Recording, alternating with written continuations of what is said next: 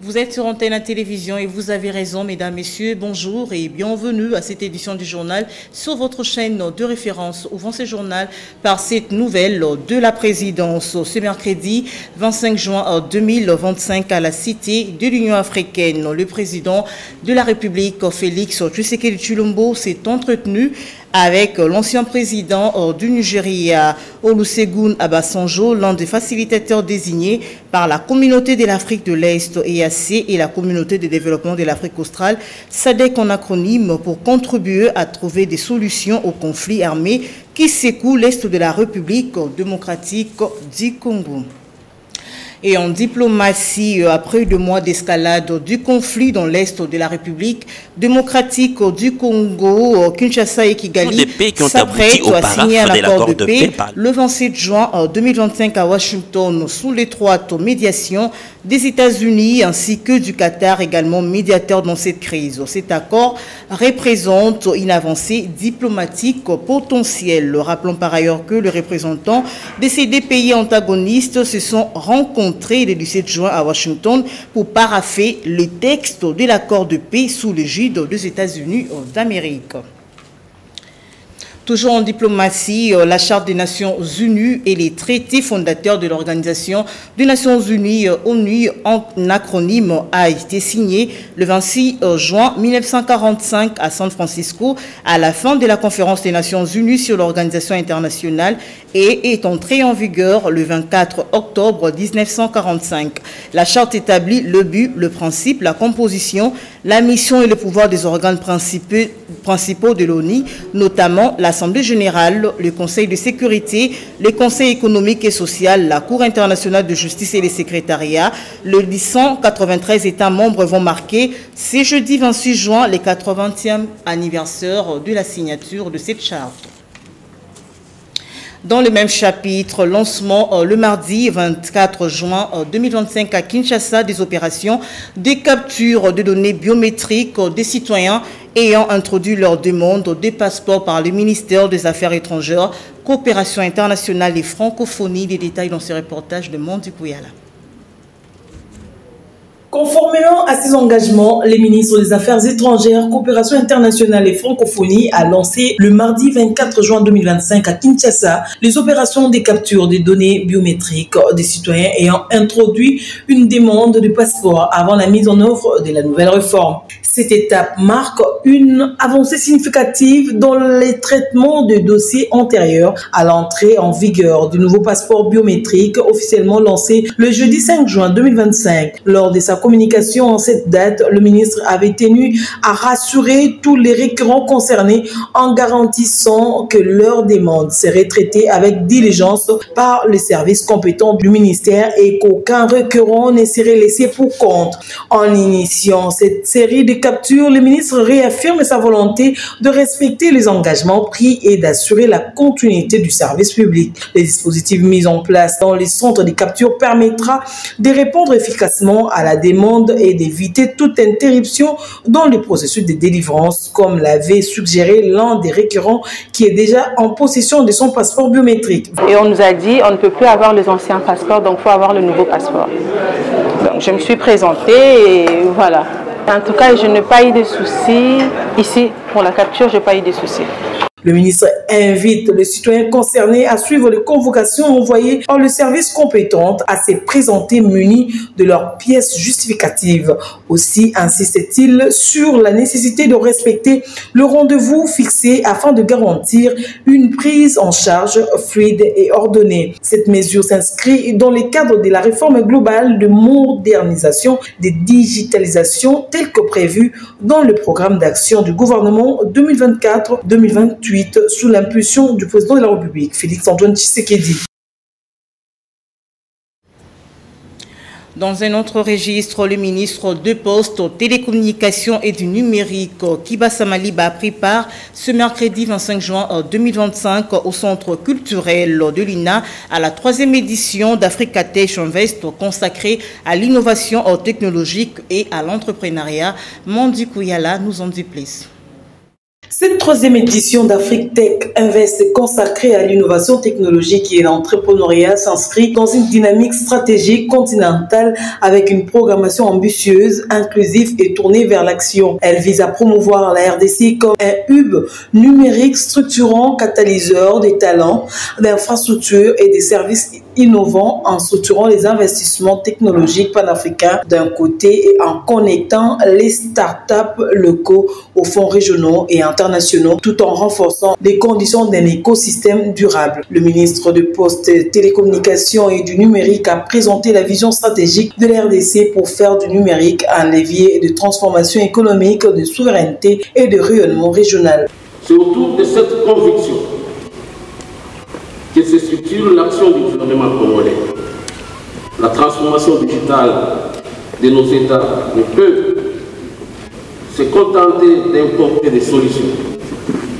Il doit produire de la valeur locale, sécuriser nos infrastructures, maîtriser nos données et faire émerger des champions africains.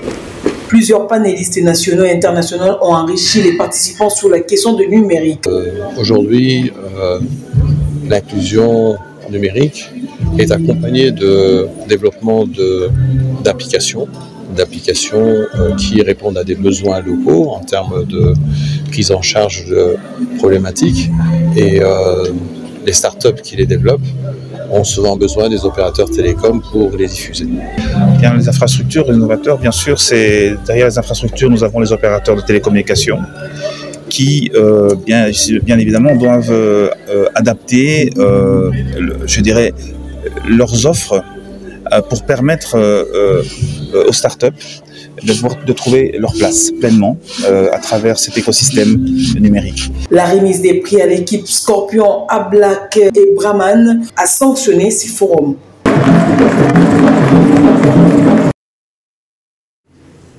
Parlons santé dans ce journal. Le 25 juin de chaque année est dédié à la célébration de la maladie appelée vitiligo, une maladie qui dépigmente la peau. Pour cette année, les thèmes retenus et innovation pour chaque peau. Suivez ces récits que nous propose Naomi Nungé. Célébrée sous les thèmes Innovation pour chaque peau, la Journée internationale des personnes atteintes de vitiligo est un événement annuel dédié à la sensibilisation et à l'information sur cette maladie qui dépigmente la peau. Les vitiligo, souvent caractérisés par la dépigmentation progressive due à la destruction des mélanocytes, le seul est le responsable de la production des mélanines. Une maladie qui touche environ 1 à 2% de la population chaque année, selon les experts. Notons que cette maladie n'est ni contagieuse, encore moins douloureuse. Depuis sa création, cette journée a pris de l'ampleur internationale, mobilisant ainsi des associations de professionnels de la santé et des personnalités publiques dans le but de lutter contre la discrimination dont sont victimes les personnes atteintes de vitiligo.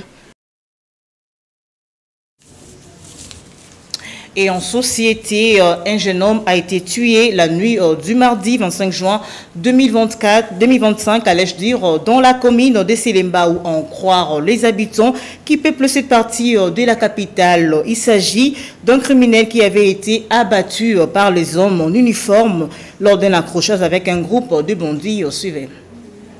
L'insécurité devient de plus en plus courante en République démocratique du Congo, sinon à Kinshasa. Et l'avenir Lovambanu, dans la commune de Selembao, n'est pas en reste.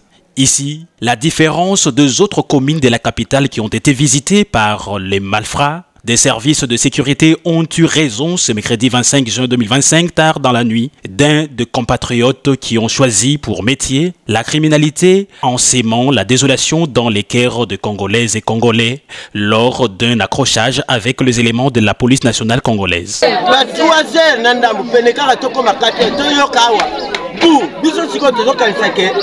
ba kolondako bazo dresser porte na bango nzoka nde bango baseba ye tozoka kaka simba nzoka nde moko nanda simba machete moko azo beta marteau Il était environ 3 heures du matin lorsque on a entendu du bruit chez les voisins. Pensant que c'était entre eux, malheureusement c'était de criminels. Et heureusement pour le voisin, les agents de FARDC sont intervenus.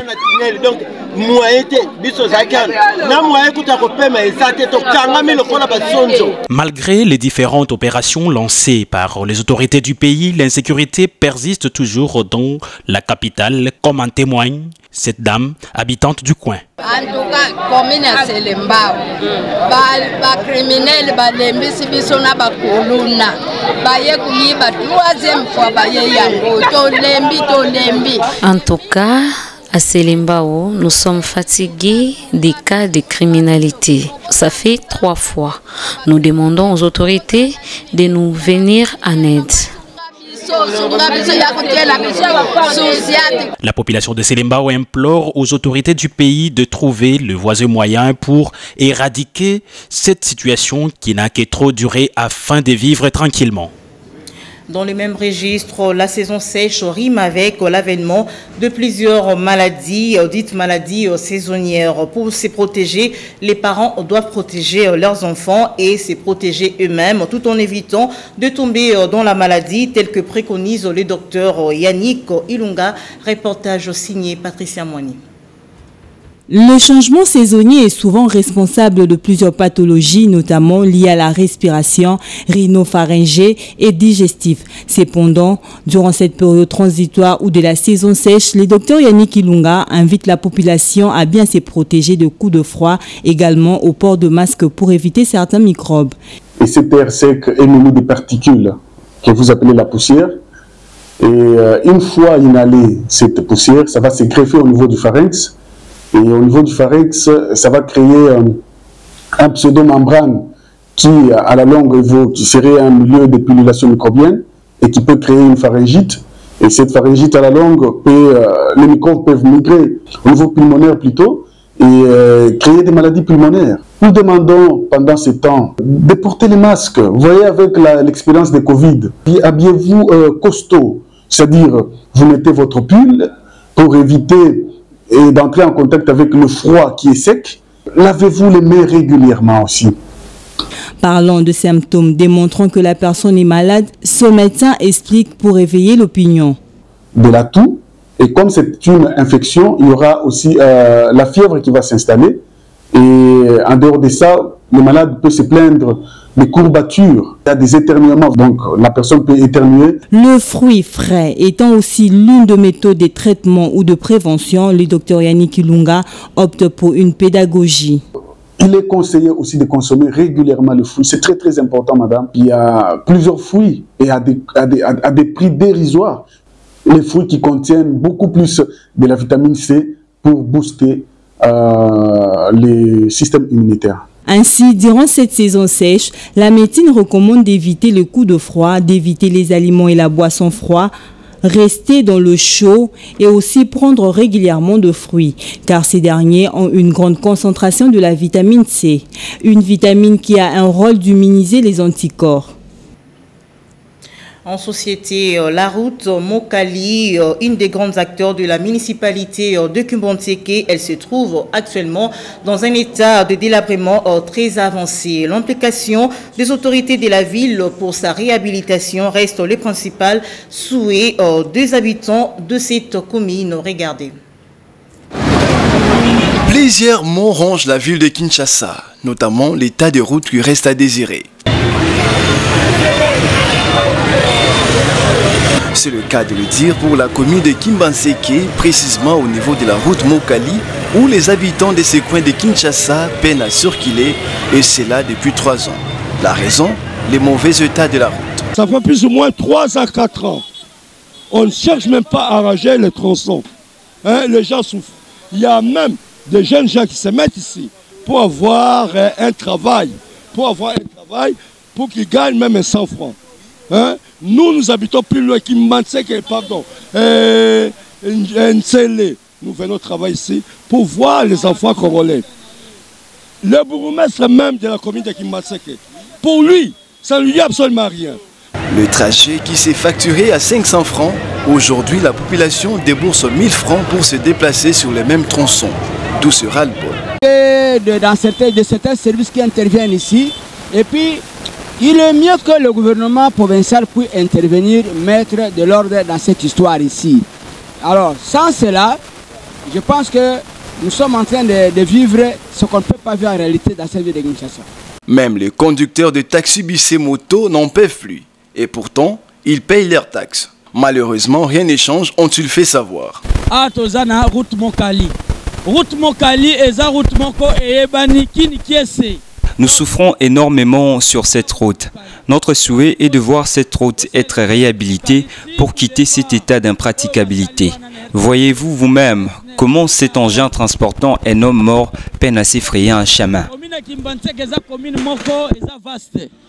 La réhabilitation de la route Mokali en cette saison dite sèche est le vœu des habitants de Kimbanseke formulé auprès des autorités.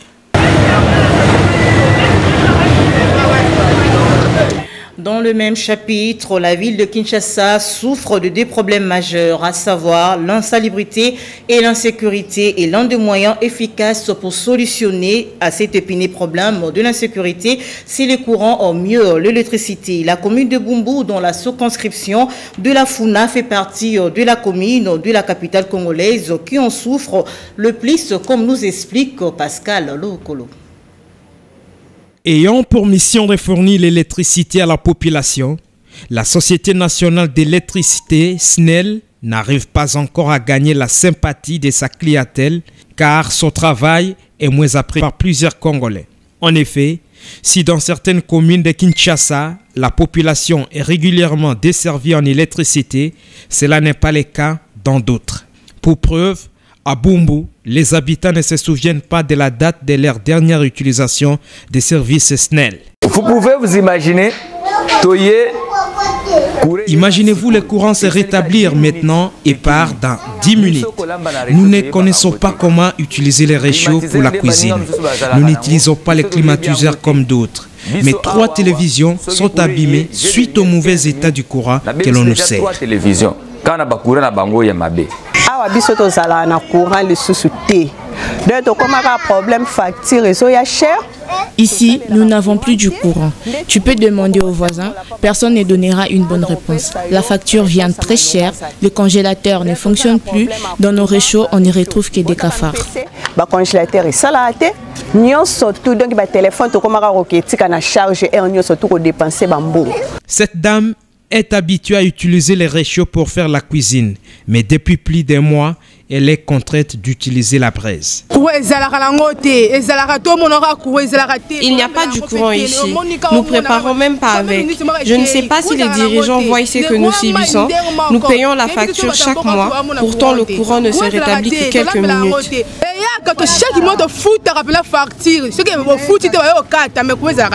En tout cas, les autorités compétentes sont appelées à trouver une solution durable en cette situation qui n'a que trop duré. Et c'est la fin de cette édition du journal, mesdames, messieurs. Merci de nous avoir suivis. Restez branchés sur Antenne à Télévision, votre chaîne de référence. Au revoir.